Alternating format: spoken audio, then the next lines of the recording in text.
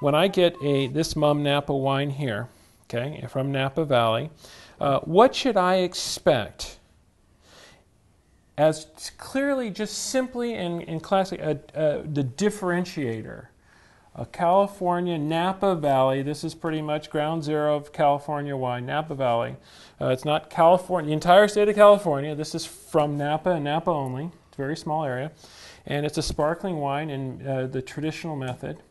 What would I kind of expect in taste and style from a classic wine from Champagne? And that's absolutely a great question, because that goes to show the difference of two premium wine producing areas. As I mentioned, Champagne is the northernmost of all the premium wine producing areas of the world. So the acidity is really high. There's a tartness. There's a little bit of a bite, for lack of a better word there.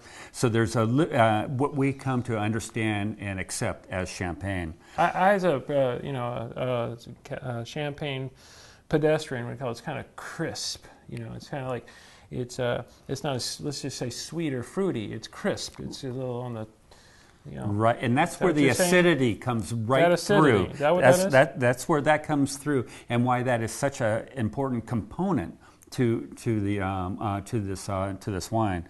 Where in California, particularly in the Napa Valley, we have more sun exposure. We have different soils. We have more fertile soils. We don't get snow in the winter. Champagne gets snow, but Champagne gets snow in the winter. So it gives you an idea. So the fruit here, and again I go back, you can't make great wine without great fruit, but the fruit is an expression of the region. That's why I mentioned terroir. It's an expression of the region. So there's more of a mouthfeel, there's more of a richness, there's more of fruit flavors. The important part about Champagne is it's also, of all wines that are made, there's more of a tactile sensation to it. Great Champagne should have those very, very small little bubbles, little beads you can to control them. That thing? You control that. You control it by aging and timing in the bottle. You can do that here in California as well. And so in that aspect, the California version will borrow the techniques of Method Champenoise and incorporate them here. They know what it takes.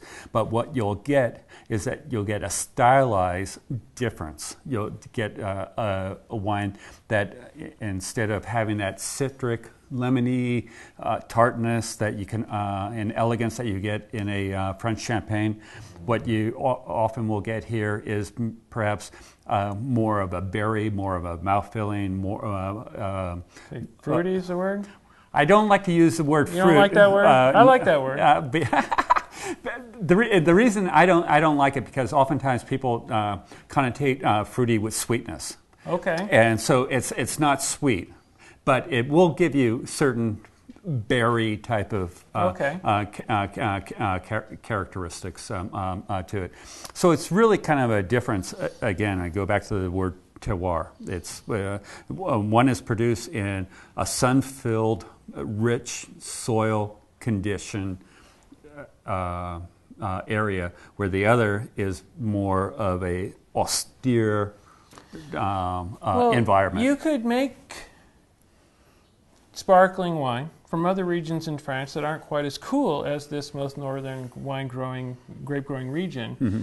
But something tells me, just from like deductive reasoning, that that's not what they're looking for. That doesn't mean that just.